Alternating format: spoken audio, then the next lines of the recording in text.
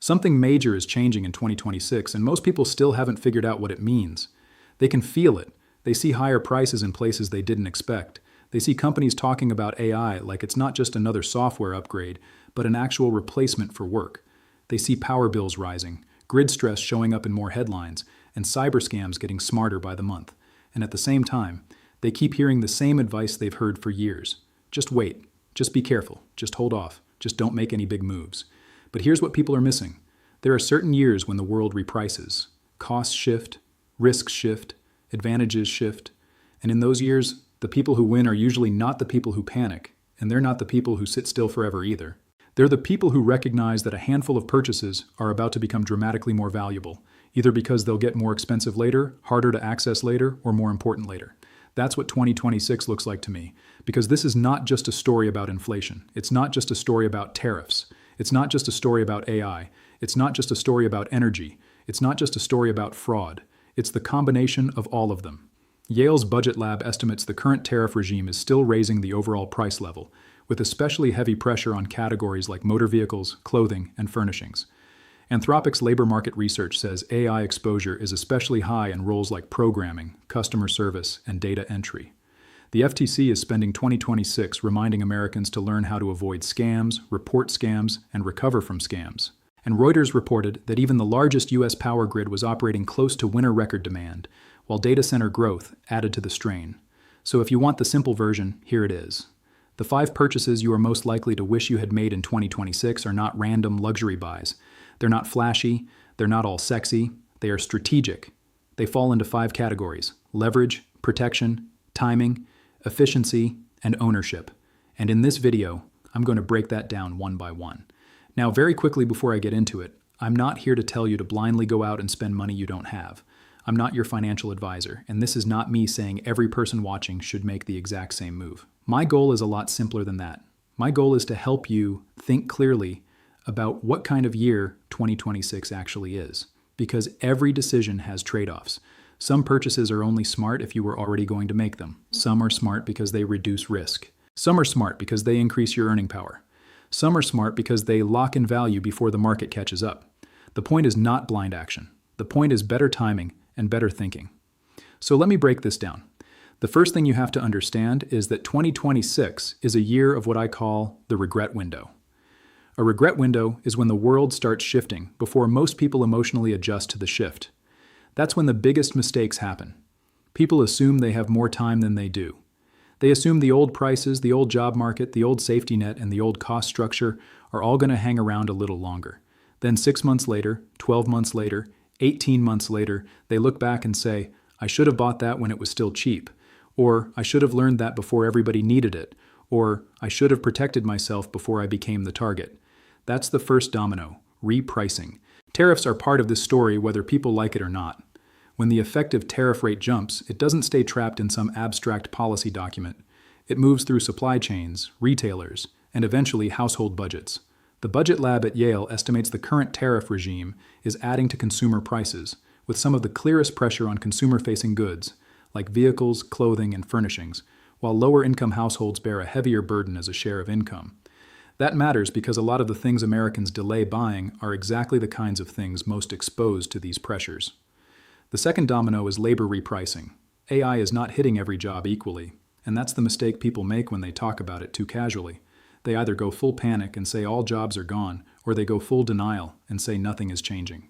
Reality is usually more uncomfortable than both extremes. Anthropic's 2026 labor market work suggests there has not been a broad unemployment spike in highly exposed occupations, but there is evidence that some highly exposed roles, especially among younger workers, are seeing slower hiring. And the occupations with the highest observed exposure are exactly the kinds of jobs many Americans thought were safe because they were white-collar, digital, and knowledge-based. Now here's why that matters. When the labor market reprices, the value of tools, skills, and productivity doesn't rise gradually. It can jump. If employers start expecting AI fluency as a baseline instead of a bonus, then the people who invest early in capability look cheap to hire and powerful to keep. The people who wait start looking expensive, slow, and replaceable. That is not a pleasant thing to hear, but it is a very important thing to understand.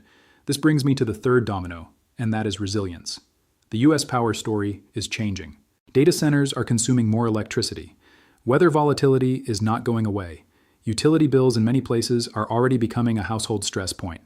Reuters reported that PJM, the largest U.S. grid, came close to winter record demand in early 2026, with data center growth specifically cited as part of the pressure on power prices and grid management. That's not just an energy sector story. That is a family budget story. That is a work from home story. That is a home resilience story.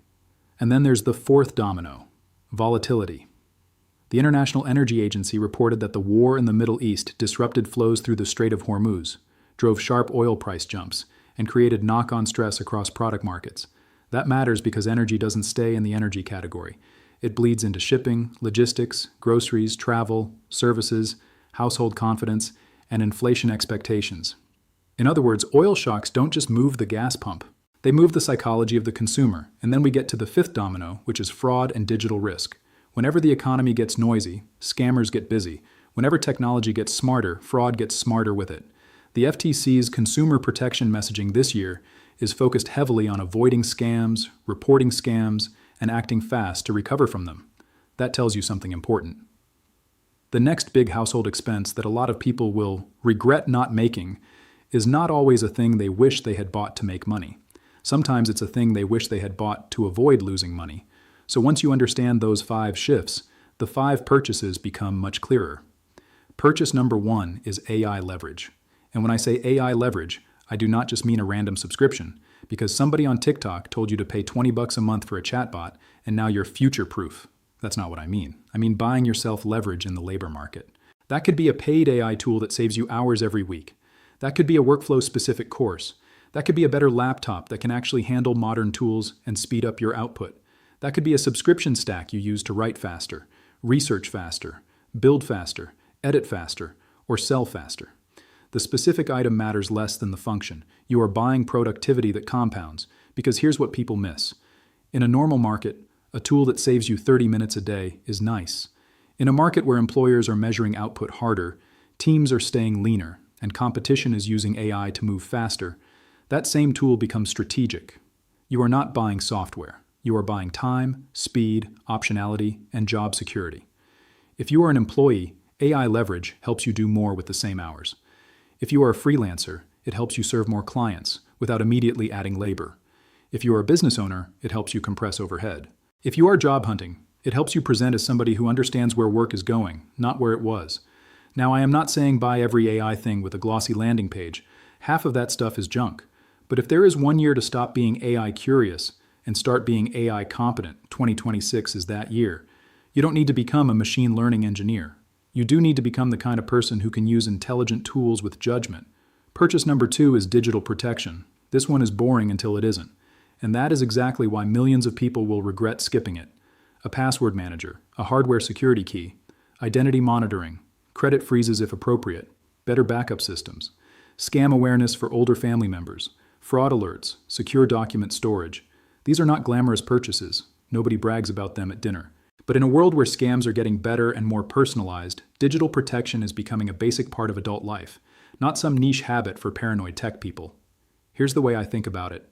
People insure the visible things, their car, their house, their health. But now an increasing percentage of your financial life is invisible.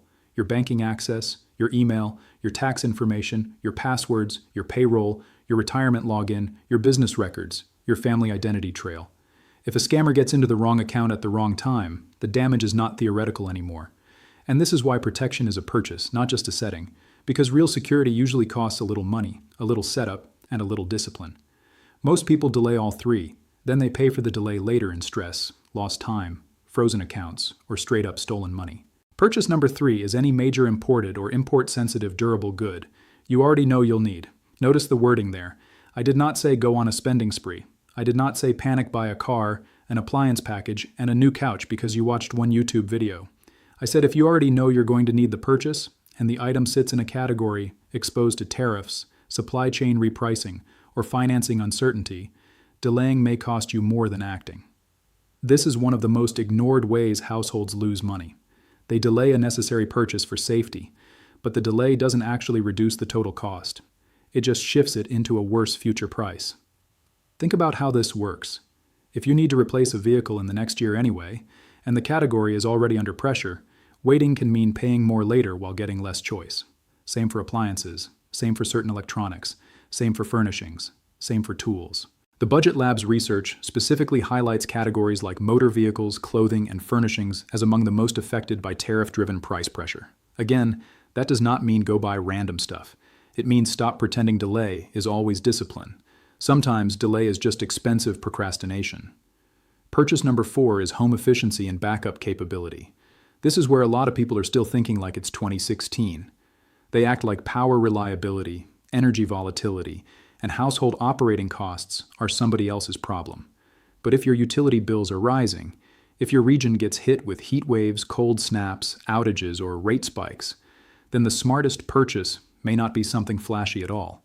It may be insulation. It may be a smart thermostat. It may be weather sealing. It may be a more efficient appliance. It may be a portable power station. It may be battery backup for essential work equipment. It may be a generator if your use case justifies it. Why? Because these purchases reduce future pain. And that's a huge principle I want you to hear. In years like 2026, some of the best purchases are not the ones that make you look richer. They're the ones that make your monthly life less fragile. They reduce dependence on unstable inputs. They reduce recurring costs. They buy convenience when the grid is fine and resilience when it isn't. Purchase number 5 is ownership of productive assets. This one is the least exciting to a lot of people in the moment, and then the most painful to miss later. Because when the world feels uncertain, average people often stop buying assets and start buying distraction. They buy comfort, they buy entertainment, they buy small dopamine hits. What they don't buy is ownership. And later, when markets recover, businesses adapt, productivity rises, and asset prices re-rate, they realize they spent the transition and missed the upside. Now, depending on the person, ownership can mean different things. For some people, this is broad market index funds. For some, it's a retirement account contribution they keep putting off. For some, it's building a cash-flowing side business asset. For some, it's buying into their own business capacity. The form can vary, the principle does not. In uncertain years, productive assets often feel emotionally hard to buy, precisely because uncertainty makes people want immediate comfort instead of long-term leverage. So those are the 5 purchases: AI leverage, digital protection, necessary durable goods before pass-through gets worse, home efficiency and backup capability, and productive asset ownership. Now let's talk about the pain, because this is where most people get it wrong. People do not usually regret the purchases that looked a little boring at the time. They regret the purchases they postponed because the world felt noisy and they wanted certainty first. And certainty is expensive. The crowd usually waits for emotional permission. They wait until the threat is obvious, until the prices are already higher, until the outage already happened, until the scam already hit somebody close to them, until the job market already got tighter, until the product category already got repriced. Then they move all at once. That is how people buy late. This happens over and over again. In labor markets, people learn the new tool after employers already expect it. In investing, people buy the asset after it already ran. In consumer spending, people replace the thing after the price already jumped. In security, they start caring after the breach. In energy, they think about backup after the outage. That is the pattern. Delay the boring preparation, overpay during the emergency. And emotionally, I get why. There is something very uncomfortable about making strategic purchases when headlines feel chaotic. People think waiting is caution. Sometimes it is, but sometimes waiting is just hiding.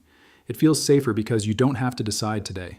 The problem is the world keeps moving while you're waiting. Here's what people miss. Fear creates bad math.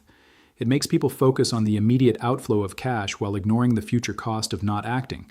They think, I don't want to spend $300 on this now, and then they lose $2,000 later.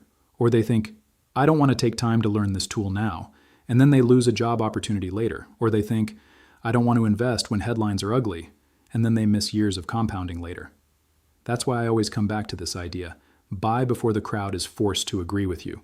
Not recklessly, not emotionally, but strategically, because the crowd likes proof. Smart people like positioning. So if you do not want to get too fancy, let me give you the broad, mainstream, responsible path. The broad path is simple. Build a purchase plan around the words leverage, protection, efficiency, and ownership. Start with leverage. Set a budget for one tool, one device, or one training investment that measurably increases your productivity. Not 5 things. 1. If it doesn't save you time or increase your earning power, skip it. Then protection. Put basic digital security in place. This is not optional adulting anymore. This is basic infrastructure. Then efficiency. Look at your home, car, and monthly systems. Where are you bleeding money every month because you refuse to make one smart fix? That is where your next practical purchase might live. Then ownership. If you are not consistently buying some form of productive asset, you are slowly training yourself to be a permanent consumer in a decade that is going to reward owners. And finally, timing. If you already know a necessary durable purchase is coming, don't drift into it blindly.